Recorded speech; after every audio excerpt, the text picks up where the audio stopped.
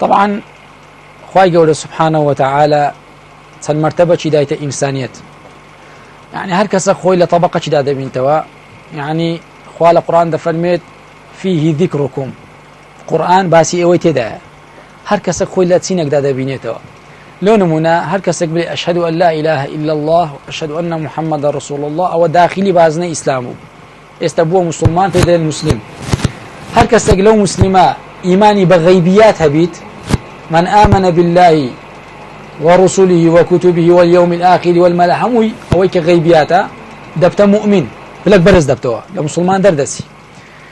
علي ردا خواهي قولا تسدى فرميد قد أفلح المؤمنون.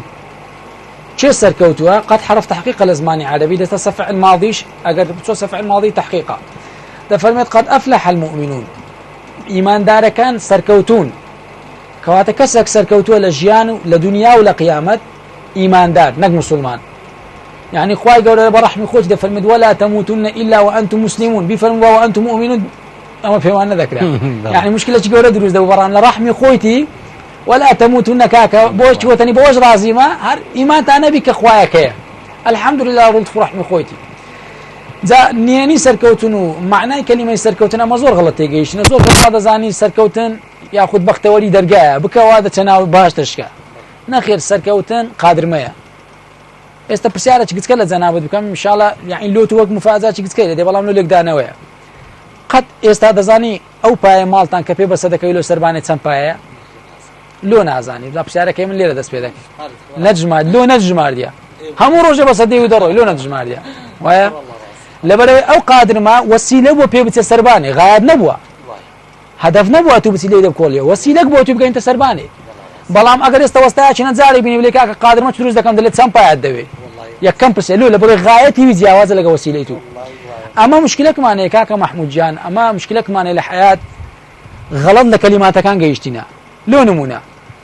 همو ترسك إنسان لي دور دكوتوا بس ترسي خواي قول إنسان لي نزيق دكتوا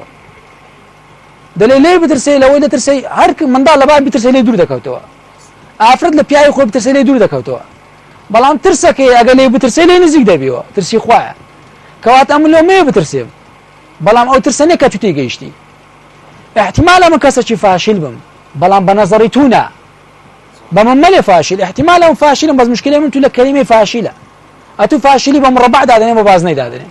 كوات أما دو دي معناه دو روانين معناه دو بعد معناه تدا ليش تبينين تيجيشتي كوات استمن حرف شيء دبليو كدبل فيها بكابرة بشان دم لو تنشتي يك شان دلي ورا خمسة يك شان دلي أوا دبليو يك شان دلي أوا إما هر كذا الذي دي خويته مشاهدك هر ساري راسته يعني أما با ليه قناعة فيك بين سركوتن يكوشيا كز ناتاني بلا من سركوتو ما إلا أجر تامي سركوتني يكردي سركوتن تام دكري بلام شكست أزموني لي ورد جيري يعني أمن صد زار بيم بالشبك هو لاقة شيء معناه وني أم كسر شيء نزانو نفهمهم احتمال أمن صدان زار أزموني لو شيء ورد يعني نقص كترين من الدم حياتي توماس أديسوني كلا عم برسيكو جلوب الدروس كرد قوتي أمن نص تقصر رجيد زانم كجلوب بينابي قلت كاكا ما بسير ما لو كوغلوب دوزيو يعني كهرباء مقصدهم لكهرباء اكتشاف ذكرنا كي اختراع ايش قسكي عين دوباره لازم بالا سي بسير كلي قلت اما نوصه تقصور ريغادا زانم كجلوب بينابي ام قلت ايش نازان ام قلت دواري بيغو دنا جلوب بينابي وانا بس امن او هم متاكد بينالهم فشل بيدلم ازمون كوات فعلا يكمشد او انسان حزب بكات كسشي سركوت ولا ناخي خوي جورش دائما ومن يتوكل على الله فهو حسبه أول شيء إنسان سركوتو لي برام دي بلام قناعتي كلي وابي بخوي كسك سركوتوها شكستيش بها مان شوا أجر كسك للا من أو رأي منه بيناسش منه لو شكست برأي من أو كسب فاشلة أو معناه فشل نازاني نكسك لاقيش كابي جوز بينا خندوار بساقد بين هجار بينا فام بينا زامبي أو أنا كسب فاشلين يكس فاشل لك نمن أو معناه فشل نازاني سكوتو نزاني باقلاوة تسمعني بلي مرة باقلاوة لو بكرم شتى أواي شيرنا ذكاء كده بابخهم بعتام كم أو زور قوتن قرآن خوشة فعلا أمش بعد تام لسركوتن مكين أزمون لشكز دور قرين أو كتش سركوتو ما مسجع أوي كأو كساني بلين لجياني خويان كسركوتونا بن أو هاد بساعة شيء تايبة بي لوي ئایا لەو سەرکەوتنی خۆیان واز بێنن یان هەوڵ بدەنەوە بۆی سەرکەوتنی کە بەدەست بێننەوە جوانە مثلا ئینسان زانە نەگەیشتە خطوە یەکەم ئایا بگەڕێتەوە لەوی شەشکەیانەوەی تاواکو تاوانە مثلا زۆر جار شکستی ما لە نقطەك دەست پێ دەکات کە چیە ئەمە نازانین چەند لە سەرکەوتن نێزیچین ئەو مشکلەی مەیە وەچ کابراایکی بیرێکی لێ دەدا لێ دەدا لێ دەدا لە سزنێ غار دەدا لە سزنێ حەفرەکی دەکا بنەخۆ قۆر دەکا دەڕوا لە بنەوە حەفرەکەەوە حرف ئێلی دەکا بستە دەرێ دەڕوا ئەوە 20 مەتری قۆر کردیە تااقەتی نەوە بەڵام ئەگەر لە دەرڕە تەماشای کابرای بکەی دەبین 1 مەتری ما بگاتە دیواری دەرێ بەس لەکن کابرا دەڵێ من 10 مەترم بڕی چێ نالە دەی بکەمایە ئەوەندە لە سەرکەوتن نێزیکە نازانی چەند لە سەرکەوتن نێزیکە دەگەڕێتەوە شکست دەینی یعنی یەک لە ئیشەکان خوای گەورە دەفەرمی ئیستیقامە بەردەوام بوون بەردەوامی مهمتریشە لە سەرکەوتن کۆڵ نەدەی یعنی ئەوپەسپانە دێتە پێشت مامۆستا هەر وازنێنی بەڵێ ئەگەر شتێک ڕێگەکە ڕاست بوو بگرە بەر تەواو مادەم هەدەفی تو گونجاوە شەرعیە مادیبوونی تو 100 کەس بوویتە قوربانی 1000 وڵاتمانی تۆ چیزە زاری پێ دەنێن بەلەد ملیۆن شەهید 1 ملیۆن شەهیدی دایە بەڵام دوای ئازادێکی بەدەستی ناکە نسبیە یعنی ئێستا زۆر کەس لە ڕێ دەمری ئەو پێی ناڵێن مردن ئەوە ئەتو بەسە خینیویە ئەو گوڵی ئاو دەدەی بەسە لاشەویە بەسە دەکەی بەرز دەبی و ئاڵایەکی بڵند دەکەی یعنی شتێک نییە تو ئەو نەبی ئەتو بچێوێ ئەتو مستەحیلە ئەو کورسی حلاقیە دەبی ئەتو بێ یەکەشکە بێتە سەر ئیستفادە لێ بکە شتێک نییە تو واز بینی إلا بەردەوامبوون خوا لە سورەتی فصلت چ دەفەرمی کاک محەممەد بسم الله أعوذ بالله من الشيطان الرجيم بسم الله الرحمن الرحيم إن الذين قالوا ربنا الله بزانا دو كلمة دلن قالوا ربنا الله ثم استقاموا تيا لو كسانة تدك أخوة تتنزل عليهم الملائكة نافرمي تنزلوا نافرمي تنزل تاء زيادة ورا سورة قدر هم ما ليلة القدر ما قورة كرديا وبخوش زور قورة قدري هي بلا نافرمي تنزل الملائكة والروح فيها لسورة قدر فرميت تنزل الملائكة لسورة فصلت فرميت تنزل الملائكة أما قاعدة نحوي ما نيت الله أي زيادة في المبنى زيادة في المعنى يك كلمة لزمان عربي لبنياتي وشك زيادة ومعناش زيادة يعني كسر شكادي كسر بزحمتي شكادي يكشد بيت السري همو بنيات معنى كلمة دقوري ألي رتسبة دردكي خواهي قرد فرميت إن الذين قالوا ربنا الله أو يك ثم استقاموا ثم ترتيب تراخي لزمان عربي يعني ولا باشان بردوام بون زمن ياويس بردوام بون زمن ياويس بردوام بون لساوي كخوا ربنا الله يعني خواهي قرد فرميت تنزل أو تنزل معنى لزمان عربي يعني ببردوام الملائكة كانوا دنيري ما شاء الله بلام للسورة قدر تدا فرميت تنزل الملائكة لبر يكشوا ملائكة دي تخوار والروح فيها أو يكزاروا لدى لصال كسي ستشو سبيز روجو 6 ساعات مقصدك كم نتيا بردوام بون لو سركوتن تاما شتريه بسركوتن كدقي وفعلا لقى شكستش نبا سركوتنش تامي ندبو يا ربي ما درس لي باداش بداته والله برام خواتو لما نسينا بخاتي قرآن ما مساجم باش ما مساجم بو سي إمام لسركوتن مو سي إمام سركوتو لتامي جيان بآقاين آي خوتوين يا مردوين بله فعلا يستيم الزندين يا مردين باوي وجواب دينه بله استكاك محمود لفظل خواه عقلي همو ما نيجدك بله بلا مو رأي من دوباره دي ولا احتمال غلط من بلا مخون بيراس حتى رأيك غصة صح ولا الإمام الشافعي في آدمي مناقشة ما ذكر تفرمي رأي صحيح يحتمل الخطأ أما قصي يخون بيراس الإمام الشافعي دفرمي يكست كم بي غلطة بلا احتمال راسي شان هي بله قصي خدش بيراس ده يخون بي غلطة بس يوانج احتمال غلطي هي بله يعني الرأي صحيح يحتمل الخطأ ورأي غير خطأ يحتمل الصواب بس اللي تدور ديني قل هاتوا برهانكم إن كنتم صادقين استا أما فعلا أقر لجيان أما أو تماني بريدك تمن ما نبت هذا صار بلوغ مال لسنة كاك محمود من دالا حتى دروا كل مولود يولد على الفطرة حتى بلوغ دبي أو من دالا قلم لسنة جناح يبكالونا نسري خير يبكالونا نسري أوج رحمي إخوان ما شاء الله لباشان لكاتي باش بلوغ حتى دقات التمانة شي كبيدنا سن الرشد إنسان عقله كامل إذا دقات 8 صالي لو بين حسابك 8 إنساني أجا بالنسبة للقرآن بس هنا موضوع تفاصيل فيزياء قرآن خاصة نسبية للقرآن أجر 8 إنساني 100 صال بجي أو بدقيقة ومعلومات الدمي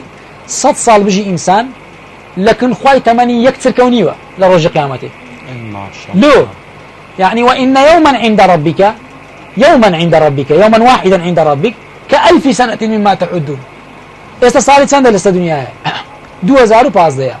15 كيف فرد تازه لقيامته 2 روز رويشتيا ما شاء الله 2 روز رويشتيا كذا تصالي 3000 تازه 3 روز رويشتيا هذا اما 100 سال بجين 100 سال تمن منك ثانيه لقيامته باش اخواتي انت بيش اخو سبحانه وتعالى يلا كاك محمود كاك عمر بزامستان لو خوای کردیا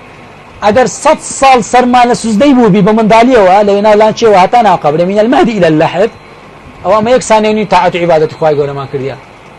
لو ثانيه ني ثانيه بلوغ ما نوا نيوش باورناكم بجين يعني ما با ني ثانيه عباده خوای ګور ما کردیا اگر 100 سال اما سرمال سوزدي کچیمه پنځ تقلیل له روزانه 5000 بانجی دکا خوای ګور چی ملای گوره کوی گوتنی 5000 دری ورجیش ناداتی دومینه دکا دانشتیا او انسان هبی نبی زندیاتی ویل چندره باز مملی او زندیا بلا مردیا چون که روح مرد انسان مرد پاتری الی رکاتیا تسمعه بلا مگو پاتری با سچ قوتی تدانه بو پاتری که روحی نبو روحی طاقی پاتری که فرد انسان کسنه ته پاتری لکولانا خرکاتو مردی بی یک فاتل زمانی بلا قوة تدا بدل كلام قدروا بعث كنترولي أو بعث فلانشتي استفادة تدا كتشكر روحي تدا روحيش أو إلا طاقتي لا يخاض ذلك من أمر ربي بلهم علي ده پیغمبر فرمی صلى الله عليه وسلم صلاة السلام قال سربي الناس نيام هم خلقك نستيا باجاج نستيا لو فإذا ما تستيقظوا كين إنسان مرد أو جب عقادي أو سيكدي وسينا كدي إمامي علي رضا رحمتي قال سربي سرورة كان سوق قبرستاني بقيع لا واسطة طبعا اوانا كاك محمود دي سنة للنازم مقصدة كم غلط انا راس بس كنا هم دي سنة مقصد شبكم برأيي من سندي ايمانيات برز بيت ولا انساني سندي ايمانيات بلا ايمان برز بيت ولا انساني مخلوقات اخوي قالوا لي نزم دبتو تواضعا له سندي ايمانات برز بي مخلوقات له نزم دبي پیغمبر صلى الله عليه وسلم قال سلا قيمه امامو لقى بردي قصيده كرت لقى داري قصيده كرت لقى حيوانات قصيده كرت لقى هموشه قصيده كرت لو لبولو نزيقو يوشع بن نون كجيش درجه ايمان امري بروش كن راوستي فرمي خوا ايوار ما مسداني راوست حتى شركه يد بينه سركوتم بدز ديني كل خش حزتي موسى بو قال اخوان القران فرمي اذ قال فتى اني نسيت الحوت وما انساني الا الشيطان ان اذكره واتخذ سبيله في البحر سربا او فتى كل خش حزتي موسى بن يوشع بن نون كايمان طوال اخوا يقبو امر بروج دك امر روج راوستا پیغمبر فرمو یک زار روج زول راوستا یک زار او روج کل السليمه هي دائم دزولي استاج دزولي یک كاد راوستا همو لو راقد خوا مجموعه شمسي لبقات لي عبدي سندي ايمان برز بيتوا او نزم دبتوا روحي انساني ليكشتا ايمانيات تقوى برز بو ولا تقوى خوا قرش له نزم دكا صحابه بو چسونا دانشتن شو بو يسام سدانه ما قوتي يكچانتو صبر دي قوتي اي حيواناتنا دعواتان لدا كم سيشو يرمالو تشوكن صحابه بو يلا دو بشينا مارينا يرمالو تشوكن ما سيشو ميواني صحابه كان قوتن دلي تيكسوي ولا كچك سيدك فرمي امنا عبدي خوايم واناش عبدي خواينا امريا بيدا كم يرمالو تشوكن صندقه بينا سوديتيان دو بشكل كوني درد مار درد دروي همو بشتي بديك دادا فرخو داكو باب دروي او صحابه انا واقعا ورما يعني كوكس لك حيوانات دكيتو لونا كاته فعلا امامي علي كقوتي توسق قبرستانه راوست لقى مردي قصيده كرت لقى مردي قصيده كرت امامي علي بل لقى عالم الارواح قصيده كرت سيده فرمي تيجو يا اهل المقابر السلام عليكم يا اهل المقابر السلام اخواتنا النبي اي غورستان وخلشي غورستان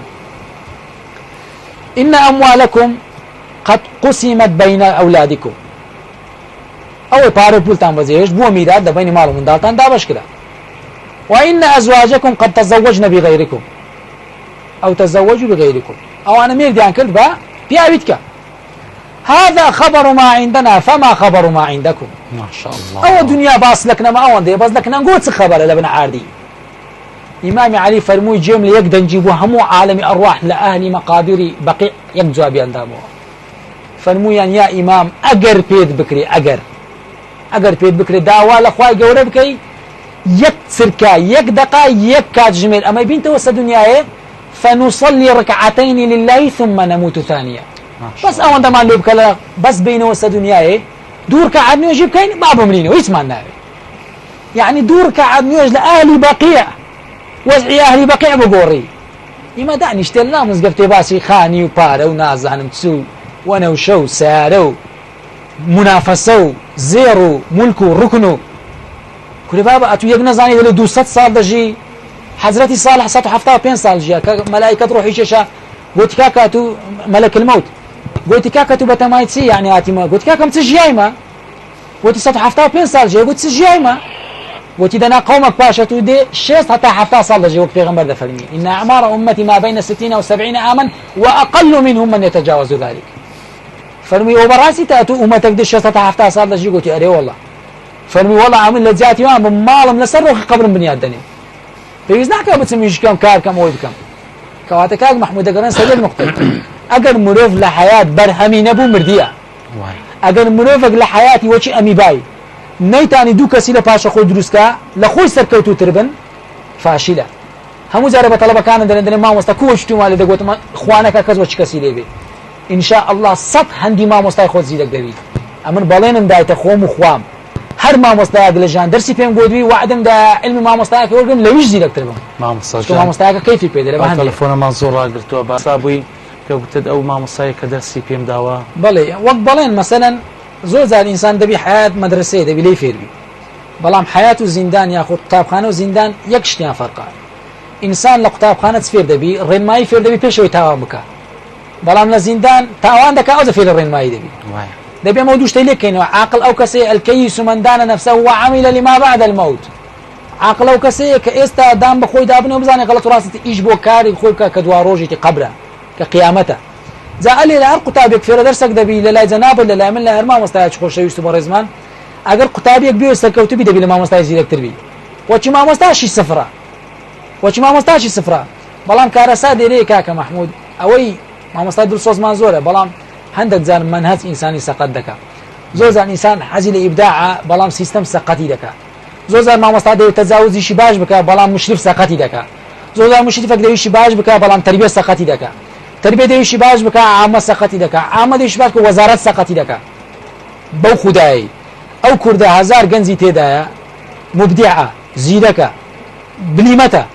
بەڵام هەر لە مامۆستا دەمەوە بکەم ناهێلن چێ کاکە ئەمەش وەچی تو بووینە دەبی ئەو زمانەی ڕوت قەیم بی چاوت قەیم بی عرب دەڵێ ئین لەم تەکون ذئبا ئەکەلەتکە الذئاب ئەگەر گورگ نەبی ئەو زمانەی گورگ دەتخوا ئەمن حەزم لێ نەبوومە گورگ بەس بەخوای نەبمە گورگ کاکە گورگ دەمخوا وڵاتی منەوای لێهاتێ ئینسانێک ئەگەر عاقڵ بی دڵسافی دەڵێنەوە جێلە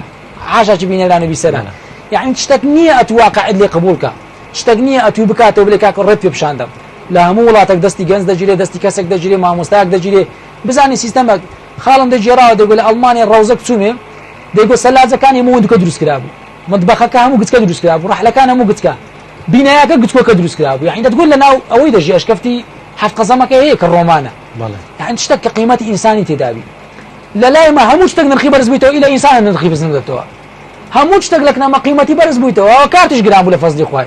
یعنی سوپاس لۆ خوای ئەمن لێ ڕەداوا دەکەم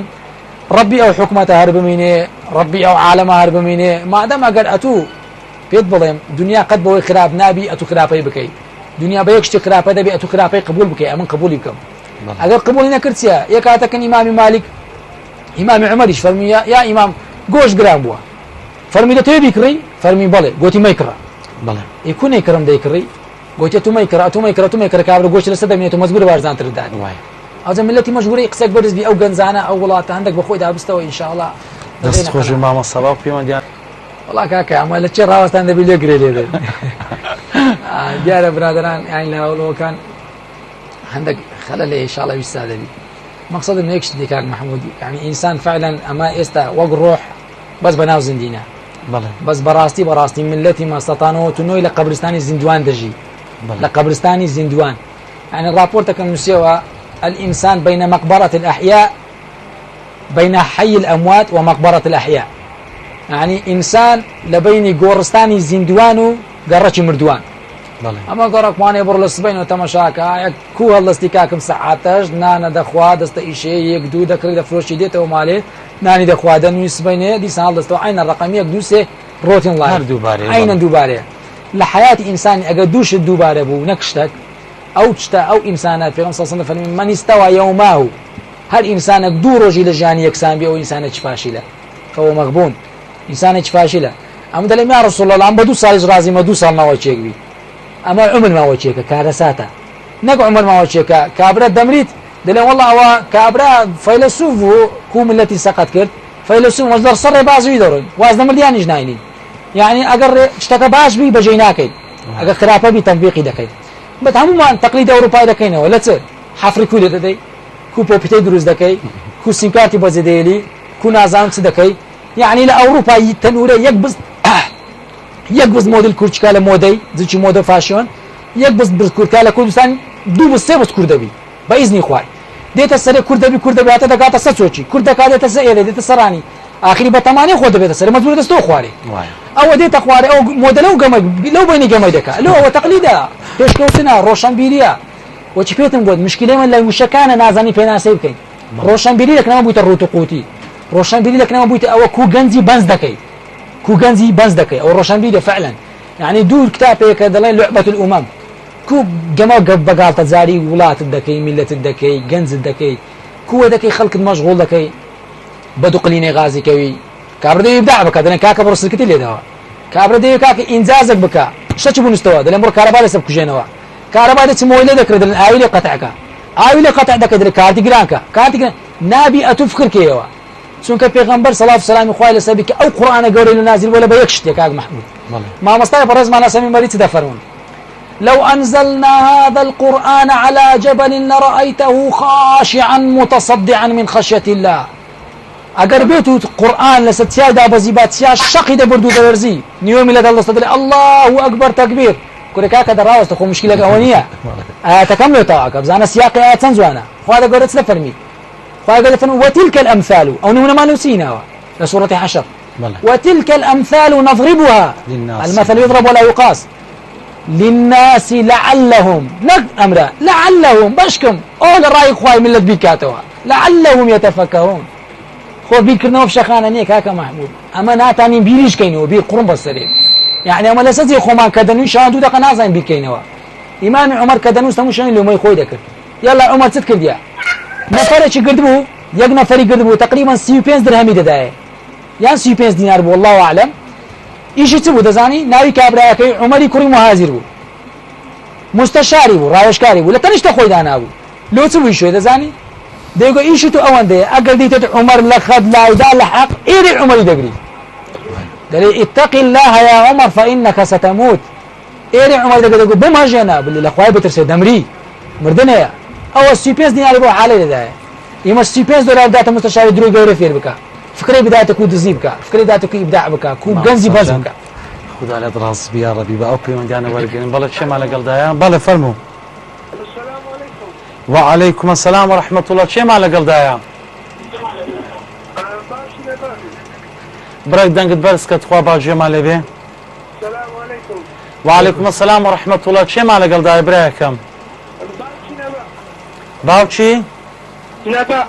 باوچی ندا فرم باوچی ندا السلام عليكم وقتا شنو باش ما مستوى وعليكم السلام يا ربي خواد رازي بي باوچی ندا العمد زور والله ما مستوى اشتكى باس كان زور راسه بس اشتكى حمو خطاي خو معنا بله زلزلة بتصب سيارتي لما مصاي والله شاركات زور خوش بس سياري اوي ما مستوى زور راسه لكن كوكب هاتلا إمام مربوطي قوشتكي مكره هل توصل تشتغل ولاتي شيء أول كان جرانكي بله كاتك كان جرانكي خلق كان يكري كاتك خلق كان يكري وين هاتك ما كل يوم سعري ودي سا خلق كان يكري بله باش أول ما وجه بيتو كدني وقتي ما دوسا خلق كان يكري آخرك حكمة داولية بدون لا خلق كيكري بلا منيرا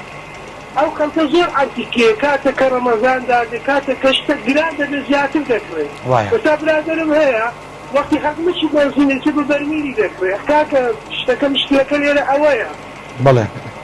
دو سباس عنك سرساي من سرسالي من باوچی ندا خواتا من دريشت كي إن شاء الله برايكم بله با پەیوەندیەکان کە ئینشەڵا مەزبوط کەن ئەوانش وەردەگرین مامۆستا جان جازەنا لەو بابەتێک کە باسی کرد ئەو دیارە پەیوەندیمان لەگەڵە بەڵێ فەرموو السلام عليكم وعليكم السلام ورحمة الله چێمان لەگەڵدایە باوکی محەممەدتان لەگەڵدایە فرموا باوشي محمد يا اخوة بخير بيه. دەستخۆشی بەرنامەیەتان لێ دەکەم بە خێرات زەنان مامۆستا دەکەیت. خوالد راسب يا ربي. موفقتان کە وەڵڵاهی دوو پێشنیارم هەیە ئەگەر لێم قبول بکەن. فرموا. پێشنیاری یەکەم جەنابی مامۆستا دەبریتنەکە زۆر عەسەبی تووڕەتون دیارە ڕەحمە لە بۆ مامۆستا خوا عەفوی یا ربی. کاکە بابم دەگەڕێتەوە سەرچی خۆشناواتی ڕەحمە لەم لایەکی ئەوە لەم مەگرە.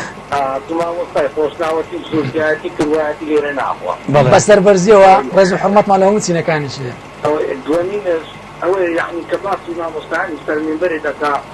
مثلا ئەوا باشەوا جوانە باشتر ئەو ئاەتەکەی لە ئەمزەڵای خوێندەوە ئەو تەفسیرێک کە مامۆستا لەسەر مینبەرێ دەکا ئەوە هەیە و ئەو هاش دەبی یعنی تەویل و ئاەتی سەدەها تەفسیر هەیە نەکۆکو یعنی ڕەحمەیەک لە مامۆستا یعنی بڕە جوان نییە ئەگەر ڕەحمە لە جێی خۆتی زۆر قبولە و زۆر جوانە زۆر ئەوەیە بەڵام وا باشە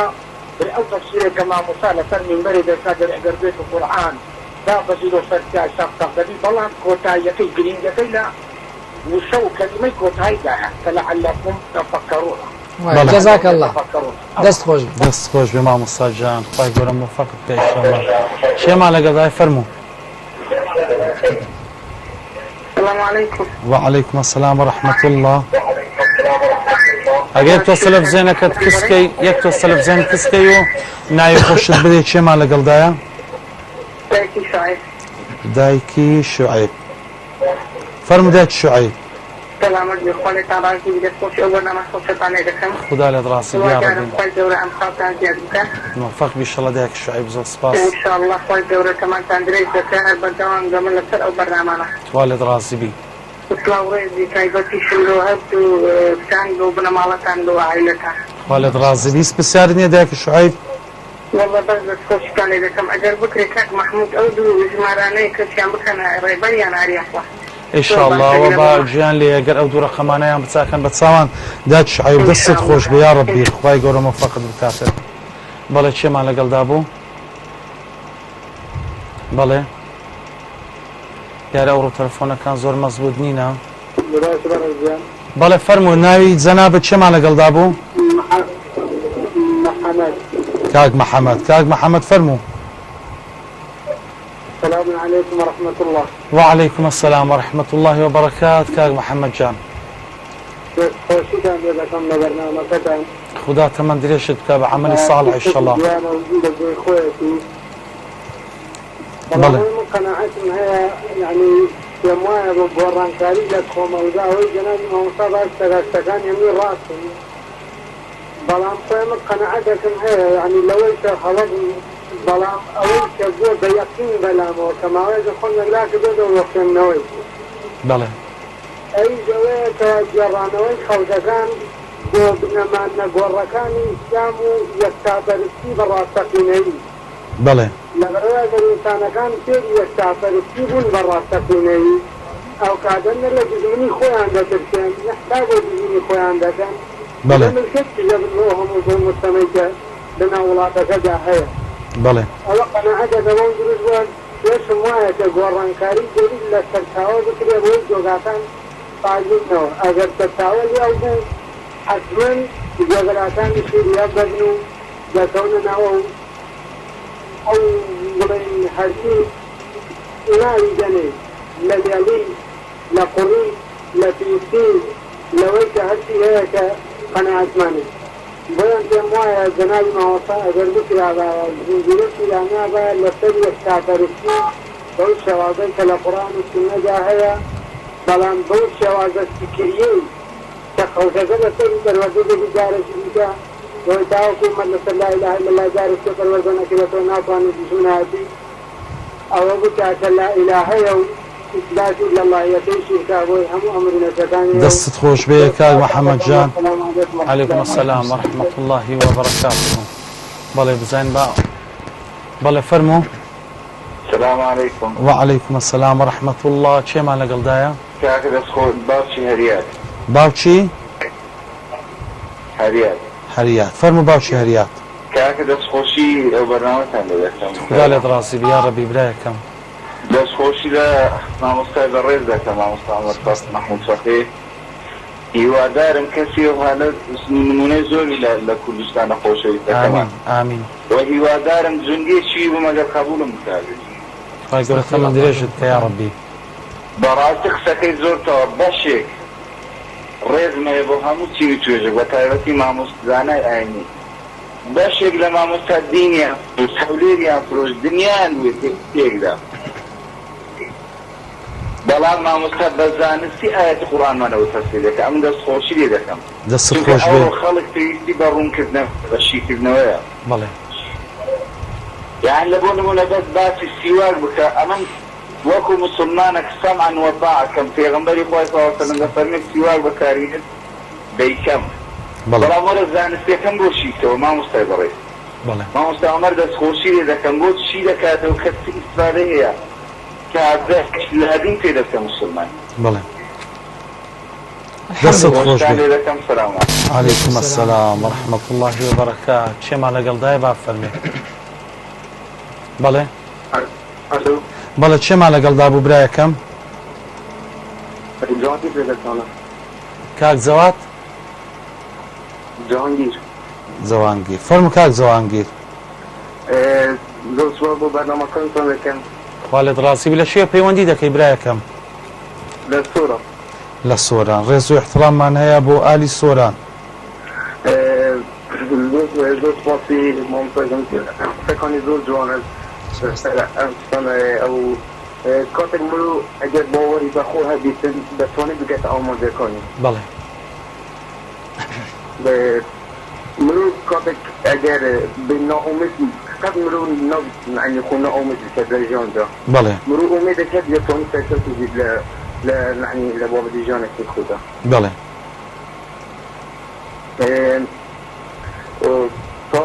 وڵاتە پرسیارم هەبوو کە بۆچی مرۆ هەندێک ڕۆژدا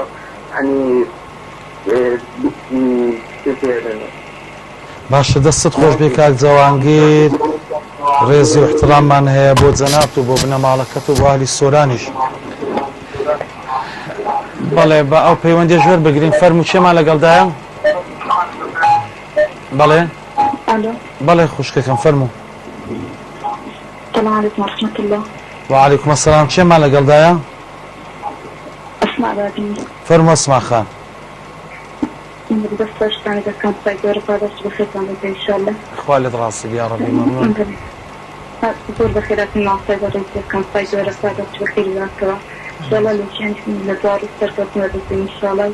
بس أنا وي سرقة نشان خرجت وتعني سواء بالإمكان سرقة بعد إن شاء الله. بايلو ديكوا خوش لجبل كي هذا سرقة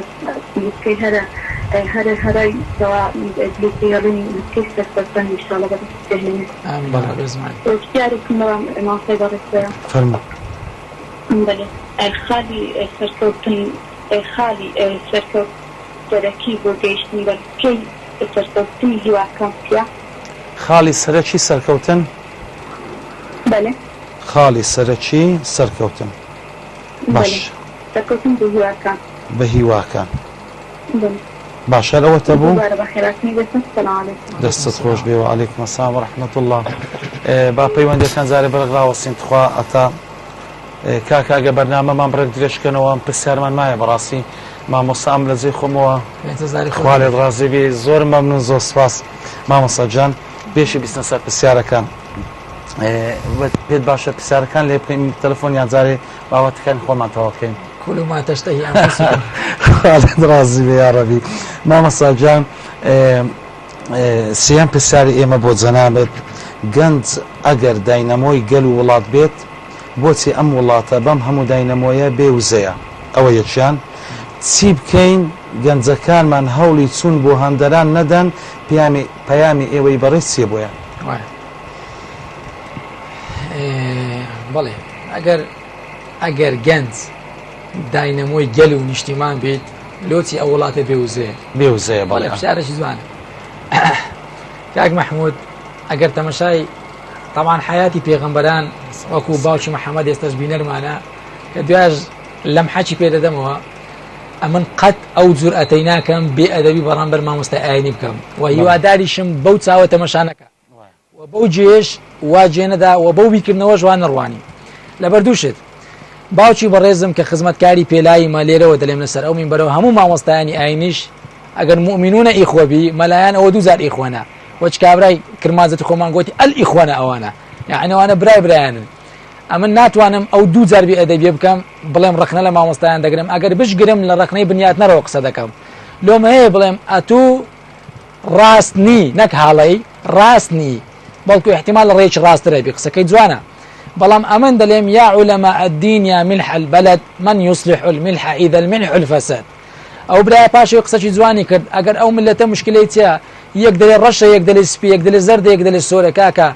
ئەمە ئومەتەن واحیدەینە ئەمە یەک قورئانمانە یەک دەستورمانەیە بەس بە من بڵێ وەرە هۆریاتی خوڵقایە یەک پرسیار لە جەنابت دەکەم و لە باوکی محەممەد دەکەم ئەگەر ئێستا مەلایەکان بە حورمەت و بە ڕێزەوە قسە دەکەم کەلیمەی دەستور وابوویتە دەنگدان تو ئەو خوددایە شەرمەزاری نییە لەو ملت دەستور بخرێتە دەنگدان ئایا سەرچاوی ئیسلام بیان نا بزانە پرسیارە قۆڕەی بەس تەماشاکە یعنی نسبە و تەناسوبەکە وەچ کابراایکی بڵێ دعوەتت دەکەم بە گۆشتی چێشکەی یەکەش کەس دعوەتکەی بە گۆشتی عەلەشیشی کە هەردووک بێنە دەرێ بڵێ وەڵا هەردووکمان بە گۆشتی دعوەت کرد ئەخ ئەو گۆشتێک کوی دەنێ ڕێزەوە بەس بەمە بڵێ کە ئەو ڕێژەیە لە بینیە کە ئەو نسبە و تەناسوبە ئەگەر ئەوان ئیسلام و نەکەنە دەستوری من دەڵێ باشە کاکە مامۆستای بەڕێزم لۆ قسەی ناکە مامۆستایەک دەڵێ کاکە من ڕازینە ئیسلام نەبی لەبەر ئەوەی مامۆستایەکە بەناو عەگلێ دەدا ئەویت کەش بەناو عەگلێ دەدا ئەمن 100 جاریت کەش دەڵێم ئەوەی هەندێک پێی دەڵێن مامۆستا و مەلا بە حورمەتەوە ئەمن پێی نالێم مەلا چونکە مەلا لە زمانی عەرەبی لە دوو مادە ترجیدا یەک لە مەلای مەلە واتە پڕ مەلیء من العلم کەسێک پڕ لە علم بی خوای خۆی بناسی یەکەم علم ئەوە عالیمە دووەمیشی تیش مەلە یعنی ئەشراف هەر وەکو حەزەتی نوح دەفەرمێت وكلما مر عليه ملأ من قومه سخروا منه قال إن تسخروا منا فإنا نسخر منكم كما تسخرون ملأ شيء أشراف قومه يا أيها الملأ وبلقيس فرموي يا أيها الملأ ما كنت قاطعة أمرا حتى تشهدون يا أيها الملأ أي أشراف قوم أجر شرف قوم أمن ما مستام نوينني من بلا ولاتم أمن ملابم كوديلم أو قصبيت السر برلمانك كسطانواتي جنزو مسلمان وريكوبيكو إنساني باشا أو كانت كش كبراهيمنا بەڵام پرسیارەکە لێرەیە باوکی محەممەد بە داوای برنەوە ئەمن داوای لێبرنی دەکەم هیوادارم غەڵەت لە قسەکانم حاڵی نەبی چونکەوە مۆزوعەکە بەڵکو دینەمۆی گەنج کاکە مەحموود ئەگەر حەزەتی ئیبراهیم لە گەنجاتی ناوی لە قورئانی مەتەحکرایە دەزانی خوای گەورە چ دەفەرمیت دەفەرمێت فتەن يذكره يقال له إبراهيم کاتەکە بتەکانی شکاند و سەری کوفری لە قوڕێنا چێ بوو کە هاتن خڕبوونەوە چەکوزەکە لە دەستی برا گەورەکەیان دانا یەکە چێشتەوە تە بڵێ ئەوە لەیانیدایە هەتە پرسیار لە خۆیان بکەن بە مەنتەق لێ چوە پێش ئینسانێکی زیرەک بوو خوا دەفەرمێ کانە ئومەتێک بووە لە خودی یەک نەفەر یعنی لۆ کەسەکەی یەک نەفەر بی ئومەتیش بی ئەمە بە ئومەتێکی یەک نەفەر نینە بزانە ئەو ڕێژەیە کەواتە لێرە پرسیارێک دروست دەبی لەو خوای گەورە مەدحی ئەصحاب الکەهفی دەکا بە چ ئینەهم رەجل نەخیر إنهم صالحون نخير إنهم مسؤولون نخير إنهم أبناء مسؤولون نخير إنهم زامرش نخير تسايا إنهم فتية جنز منوانا جنز من ما تحب جنزاتي كرت إنهم فتية آمنوا بربهم وزدناهم هدى لو خواي قوري هدايتي داوان كاك محمود برسيارك لقول يزاني تيان كدوان إذ قاموا فقالوا ناقود يلا بقى ما بلينو زي إشكن يكم زار إيشان كرت هستانو وسربي إذ قاموا أوزا فقالوا أما هذا لين قاموش مانية هو كدبي كاكا برايمن ناروا 200 مليون زار كقانوني في زاد لو دشينم هيت هيزقنيه هيزق بزولن إلا هيزق شي درجة كاري تينكا أخلو خواي قولة كلمة إرادة بكاريني على بيش قولي كن فيكون أما أردن كاكا خواتي بيدكا نخير تي وستي لسر بي ديتبون زولي فرق يلقى خوا أمر بتشكا بيتبون إنما أمره إذا أراد بس تماشى كلمة إرادة بك إذا أراد ويستي للسربي اشتكى ديتبون فإذناك بلي كن يكسر سبحانه وتعالى بيتبون خواهي قولي لوشتانا دولا لبرا هكذا لي كن يكسان يدوي ليكسان اللي في زي 6000 كيلومتر ضوء سرعتي دبري خواهي قولي بيوستي بيوستي 6000 كيلومتر سرعتي ببري تيشتي خور كما بيواري إنسان دا بيوري بلي والله يلا دي وتشتكى بيتبون يا أخوة أمريكا ديا ليس كمثله شيء كاكا وش موضوع عيش من الدنيا إنما أمره إذا أراد بمجرد الإرادة قضي المغلاط قبل القول بكون فيكون أو شتان لو وجودا متباسي لو بكين بلان ليرة فعلا أجر جنزك داينامو بي لو لا تا 200 كومبيلو جنزك اللي بخبرنا كاتش من جنزك أيما آلو دي فيسبوك وا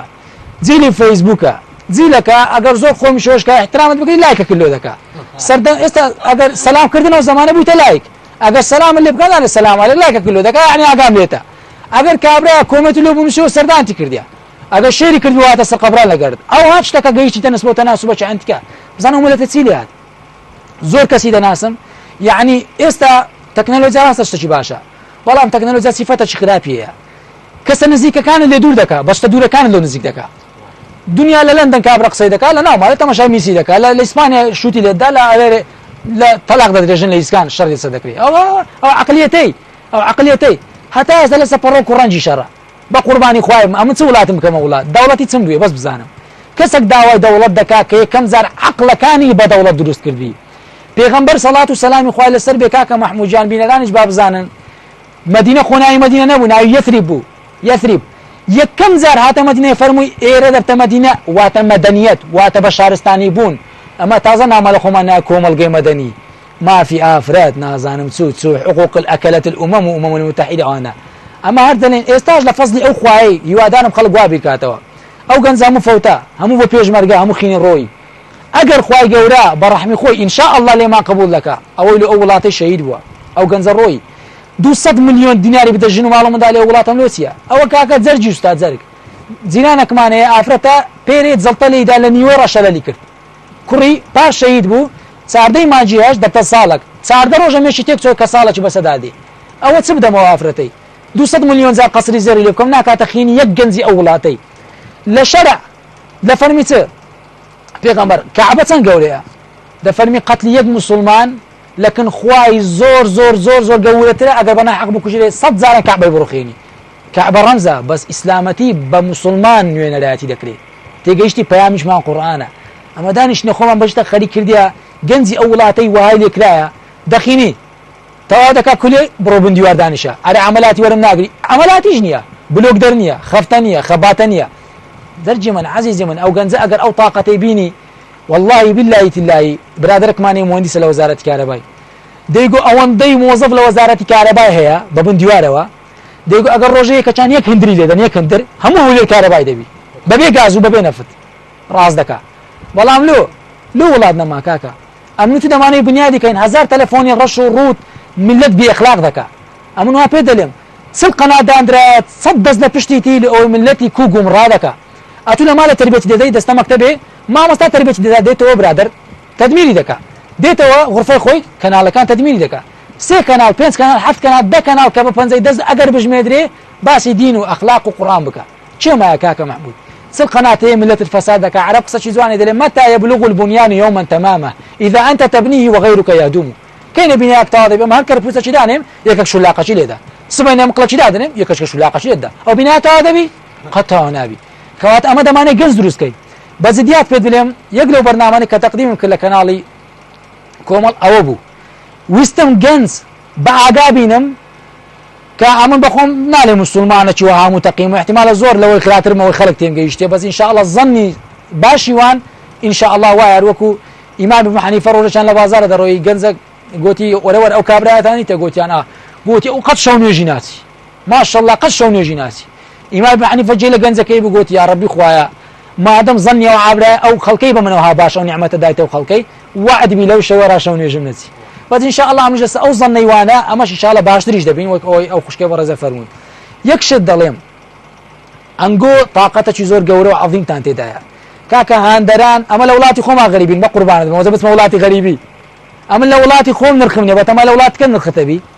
او انت امنت دانشتينا قيمتي خود لخودي خوتا اتو زور بقيمتي اجر اتو خود بين رغنا كردبي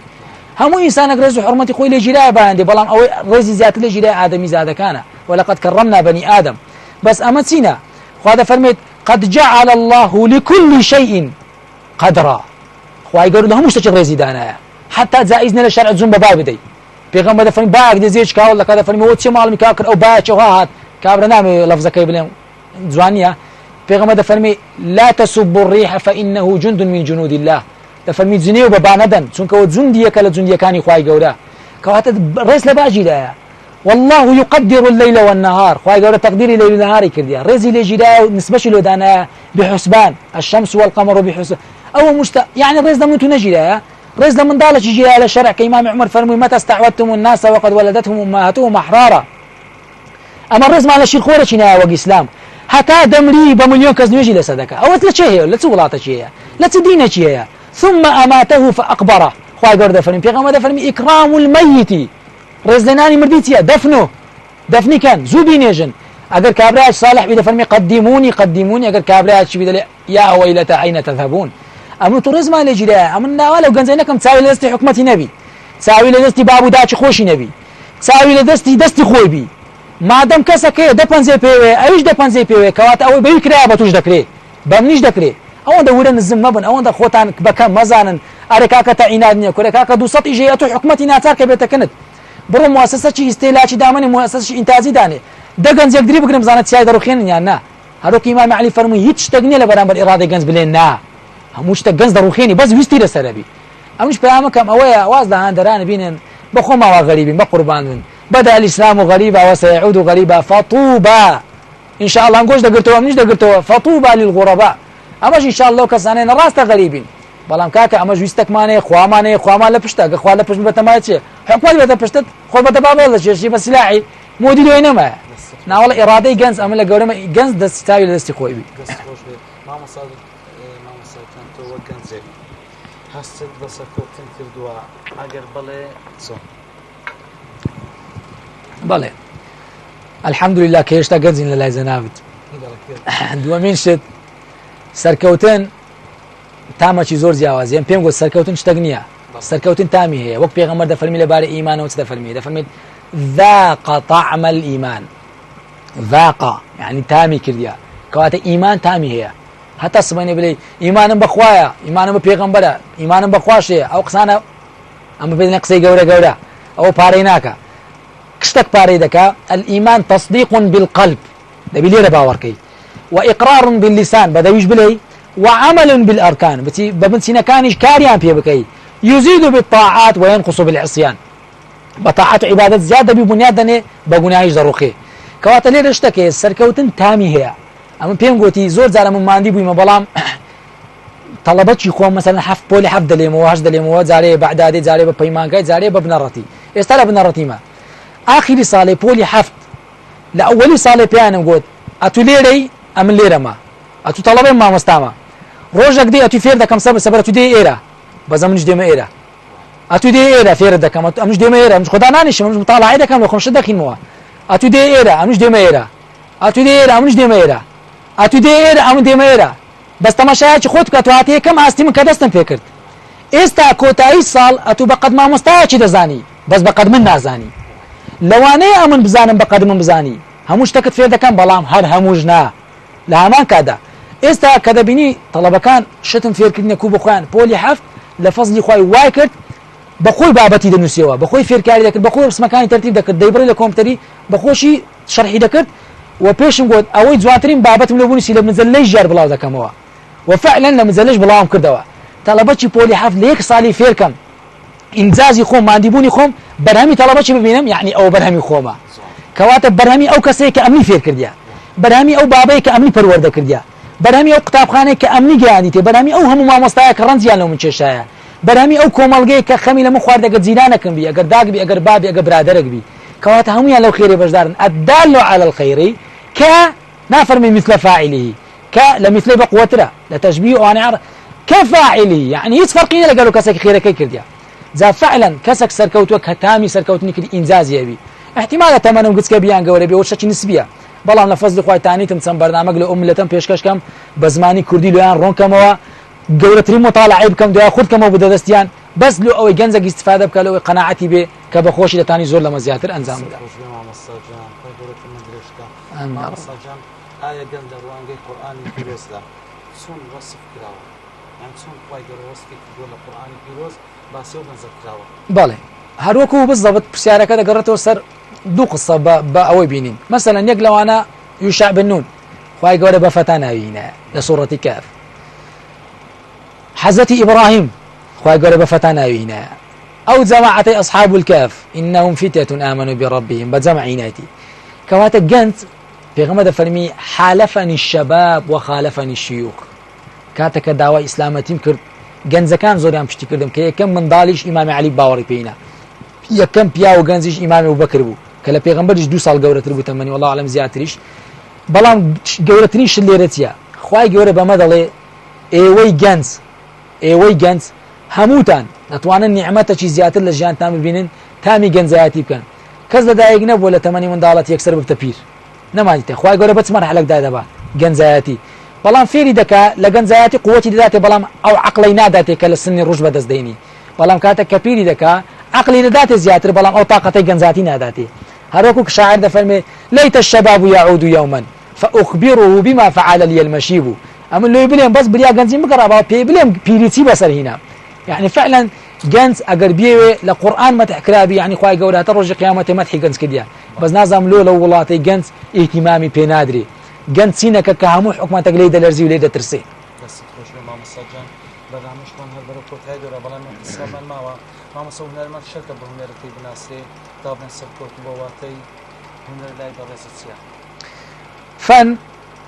چەند نەوعێکی هەیە بەخۆی لە زمانی عەرەبی ئەمە بە هونەرمەندی دەڵێن فەنان ئەو قسە غەڵەتە فەنان ڕۆیشتنی کەری وەحشیە کەری وەحشی کە ڕاقسەی دەکات دەڕوا پێی دەڵێن فەنان لە زمانی عەرەبی ئەمە لە هونەرمەندێکی بەکاردێنین دەڵێن الله فەنانە ناشزانانی وعتاوشێ فەنان چێکە کەچی تعني لێرە دەین خۆشمان پێ مەدحی دەکەین لە ئەسڵی لە زمانی عەرەبی کەلیمەی فەنان غەڵەتە دەبی بڵێین فینان بە کەسرە نەک بە فەتحە بەڵێ ئێمە دەڵێ عندنا فەنان ومطرب یاخود مطرب ئەو مەدحی دەکا کەچی لە بنەوەش زەمبی دەکا بەڵکو ئەو فینانانەی کە لە وڵاتی مە دەژی ئەو هونەرمەندانە دەژی ئەمە هونەرێکمان هەیە کابرایەک خوا دەنگەکی دایتێ ڕەنسەنەکی دایتێ شکلێکی جوانی دایتێ هەیەکی جوانی دایتێ لەچی ئاخر دەرەجا دەردی دڵم ڕۆژێک نەتبینم ماڵم وێرانە ڕۆژێک نەتبینم ئاگر بارانە ڕۆژێک نەتبینم مەنزەلی قاپانە ڕۆژێک نەتبینم غەساڵی جلکانە چ گۆرانی قۆڕێ ئەو ڕۆژێ ئەوە ئەو کابرایە هونەرمەندە خۆمان عارەب عوسمانە دی لە بازاڕێ گوتم کاک عارەب برادەری بابیشمە پیاوەکی ئەلحەمدوللا گەڕایتەوە گوتم کاک عوسمان کو ئێستا لەگە ئەوەی پاشەوە حەزت کردی ئەوانە کورە گوت کاکە ڕحایە هونەرمەندی چۆ لە وڵاتی گوتم لۆ گوتی ئەوەی عەقڵ دەگری قیوەڵێکی برتە سە سەحرای دەردی دڵم دەردی نازام چم هەندە قسەی قۆڕشی کرد گوتیەوە چ هونەرمەند قەشمەڵی مەخۆم کردە پێم دەڵێن هونەرمەند گوتی وازنە هونەری سندان لە وەشدا گوتم کاکە لۆ گوت کاکە ئەوانە نابینی ئەوە هێستا تۆ دوو فلسی دەدەنێ خۆی فرۆشتیە فعلا هونەرمەند ئەو کەسەیە لە وڵاتی ما لە بینینی من لە ڕوانگەی من کە کەسێک بتوانی شکستێک چا بکە فەشەلێک بەرەو نەجاح ببە مرۆڤێک لە ناخەوە بەرەو لووتکە ببە کەسێک ئینجازی هەبی کەسێک نێگەتیڤەکان بگۆڕی لە پۆزەتیڤ کەسێک برینی کۆمەڵگەکەی خۆی سارێژ بکە کەسێک ئەگە مامۆستای ئاینیە بزانی لەگەر چینی ئەوڕۆ چ قسەک دەکا مەلامان هەبووە بە حورمەتەوە ئەمن پێی دەڵێ مەلە لەوەی خەڵک بزانین لەگەر چێمە بەس ئەو مەلانیە ئەوە پێی دەڵێن قاری قورئان لە مزگەفتان دەخینن لە مارەی هینایەتیان لە مزگەفتە دانیشتیما ئەو مارەیە مەولودی مارەیە دوای مەولود دەخیندرێ عادەتەن فەواتحی ئیشەکەی بە ئاەتی قورئان دەخیندرێ بسم الله الرحمن الرحيم سورة دخيني الطلاق مرتان فإمساك بمعروف أو تسريح بإحسان وشخلاص بريقوت مارد وقرنا جيري يعني قرآني بيرو 6236 آيات هيز آياتك نريتو لو ماريت باس طلاقي بكي إمام أقول بابا قوتم إلا آيات طلاق كاكم تيجيشتن ما دي تيجيشتن مشكلة كيما أوي كاكم محمود يعني فعلا أما هيش تنازانين أما لتشين دارين لو تش داروين إنجليز باندشي زواني دل if you don't know what you're looking for you will never find it إذا أنت لا تعرف عن ماذا تبحث فلن تستطيع إيجاده أمنتو أجر نزاين لدو تسد أجرين قد نايدو زينوا حتى سبين جماعة أمان زمانية لولاتي جنز أمان زينية تخرج بمام السجان مام السجان دكان وصفي زارا ويكمان بوكي تنها بيت مشاوق قرآن أيام دنيا يا جنز بالي بس برنامج من تفرد أو أجر بكتي والله من بيد السويد عملي شو أخوي أينشتاين كان نظري نسبي دانا نظري نسبي دانا أينشتاين بيرجنا كاتكني قلتي ولا بس بمبل الدنيا تمام مشوش كرديا أو بيردوز الرجال سدادنا قلتي ده جان عاشقات كرديا قلتي أري والله إنسانك صراحة دو قلتي وش اللي قر خوش ويستكي خد هذا نشتي بتني تسان ساعات قصة عندك قلتي والله زور قلتي تسان وقت لك أنت قلت تسركيا قلتي أو بيردوزي كأمن دامنا لكن خلشي دو ساعات لكن تدو دقوا أجر إنسان خوش دو كيف تبي بالزمن دروا بلام إنسان كي وش طلبك ركل درس بكاية تودل أو تسبو درس نروي ديستمش ساعات دكا بلكو أجر بيناسا شي سنزارا وبكين بكورتي قرآن يعني دستوري هميشي قرآن واتكتلوشي حياة قرآن يعني دستور أو دستور تيا أو بنحي قانوني تاني بيناسا لكن بلام كادنيا دستور تيا تاني زوج تكبينيني بلام قرآن دستوري إنسانيته هتا خلاص إلى يوم ينفخ الصور أو خلاص بلا ما قبينا سر بيناسي أو كقرآن كجنزة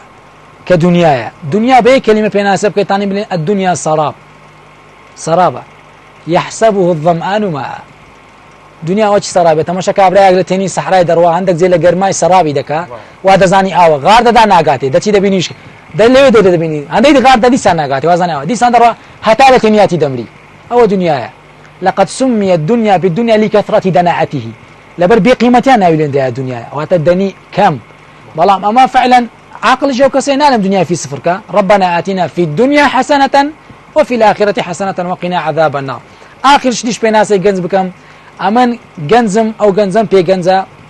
كفعلا بتاني بلين نا بس أو إرادة هبي بلين نا أو جنزا أجر جنز بو نيجونا أو بيدا أجر زنديش بمرديا أجر مردي بزورم بي باش ترى بين عالم زندي بلام خواي جورا وشيء وحدانيتي دانا بلا إله إلا الله دبينا في وجود بكي أو تزاني خوايك يا نقبل مهر خوايا وخوايا بس تخرج لمام الساجان دوك السالنا بس وقت مام الساجان توقعت زك تون كاتبة بطالة كان الشيانة برای دەکەیت و لە سێ سەرفی دەکەیت بەڵام ئەمن لە دڵەوە سپاست دەکەم بە کورتیمی بەرنامەمان ئەمە نازانم زارێ ئینسان کاتی فەراغی مایە یان نا فعلا یعنی ڕاستە کاتەکە تەسکە بەڵام با بە زۆر بە کورتی بڵێن هیچ ئینسانێک نییە کاتی فەراغی هەبی ئەو بەخۆی فەراغ دروست دەکات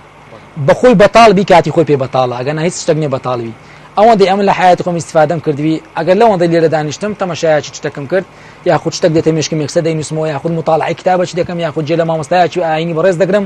یاخود دەچم لەگە اختیاران دامەم کردیا بەڵام دەمەوێت فێرە حکمەتی دامەی بم لێیان وەخت کوشتن نییە بەڵکو هەموو ئینسانە دەتوانی ئیستیغلالی وەختی خۆی بکە ئەگەر بزانی کو بەکاری دێنی مامۆستاجان ئایا ئەوەی پیر بوو ئیتر هەوڵی فێربوونەدا و ئەوەی گەمشی قەلەنەکە ئەو ئاخی پرسیارمانە ئەوە پێی دەڵێن ختامه مسك وفي ذلك فليتنافس المتنافسون إن شاء الله عزيزي من أو کۆتایی ئەو پرسیارەی بە چیرۆکەکی 1 دقە 2 دقەی دێنم جارێکیان ئیمامی مالیک ڕەزا ڕەحمەتی خوای لەسەر بێ مالیکی کوڕی ئەنەس هەزار ڕەحمەتی لێ بیا ڕەبی کە بە ئیمامی مەدینە و مەکە ناسراوە چۆن مزگەفتێکی دەبین ناو مزگەفتەکەی کۆمەڵە خەڵکێک دانیشتنە باسی لە علم و معریفەت و زانست و زانیاری و دین دەکەن کە باز لەوە دەکەن دەبینی خەڵکێک دانیشت بوو ناو مزگەفتەکەی باز لەوە دەکا اختیارێک لەبن دەرکەی مزگەفتەکەی دانیشت بوو پالی دابەوە ئیمان مالیکە چۆ ژۆریتی اختیارێک لەکن دەرکەی پای لایتەوە کۆمەڵەش کەس ناوەوەی دەرسی دەخینن وەڵا بە پێیەکەی وەری جێڕا فەرمووی هەستە بڕۆکن ئالی علمەکان دانیشە لێ پاڵدەوە فەرمی ناوێت لێ بچم پاڵدەمەوە پێم درێژ دەکەم جوان نییە لۆ من فەرمی بڕۆوێن دەرە دانیشە نەکو مەلەک المەوت بتگاتێ لێرە نەمری با لێ بمری باشترە نێزیک بەوە لە ئەهلی علم نێزیک بۆ لەو کاتێ ئەویش گوتی خەمن اختیارم تازە فێربوون سوودی چێ لۆ من قسەی فەرموو جوابی ئەو پرسیارەی جەنابتە فەرمووی خەیر لەکە ئەن تەعیشە متعلما من ئەن تەموتە جاهیلا فەرمووی زۆر لەوەی باشترە ئێستا فێرە کەلیمەک بی لە حیاتت بۆ چەند سەرکەی ئەو جە بمری بە عالمی نەک بە جاهیلی بمری و ژیان بە جێهێڵی کەواتە ئەو کەسە پیرە کە جاهیلە هەموو کەسیش گەنج ئەگەر پیربی کە عالیمە والسلام علیکم ورحمة الله ماوەسا ئەو پەیوەندیانەش باوکی نەدا باوکی محەممەد و داکی شعیب و کارد محەممەد و باوکی هەریاد و زەوانگیر و ئەسما بادینی داوای لە بردن دەکەن بەڕاستی ئەگەر بچینە ناو پرسیارەکانتان زۆر درێژەبی بەرنامەکەیشمان ماوە مامەستا ئەمە زۆر سپاسی بەڕێز سپاسی بەڕێزتان دەکەم و کارمەندانی کەناڵەکەش دەکەن گەورە مەفەقت بکە ئاخر چەشت بڵێ ئەمە سپاسی بەڕێز دەکەین والله داوا لە خوای گەورە دەکەم هەموو گەنجانمان هیدایەت بدا هەموو اختیارەکانیشمان هەموو دای حاجیمان خوشکەکانمان برایەکانمان هیدایەتی ئاعظەم بداتە سەرکردەکانمان پێشمەرگەکانمان بپارێزی ئەوەی گەنجە ئینجازی بداتێ ئەو وڵاتی پڕ خێر و بەرەکەت کە یا ڕەبی ئەوەی کە چاوی لەوەیە بتوانی خێرێک وڵاتێک دینارێک فلسێک علمێک معریفەتێک بەو گەل و بەو نیشتمانە بگەینی ئینشاء الله خوای گەورە هەموو لایەکمان سەرکەوتوو دەکا و خوای گەورە هەموو لایەکمان موفق دەکا لە جەنەتی عەدنیش پێکەوە شادمان دەکا ئینشاء الله سلام بینەرانی خۆشەویست تا بەرنامێشت و دیدارشت السلام عليكم ورحمة الله وبركاته. وعليكم السلام. جزاك الله خير. واشكر بالسلام.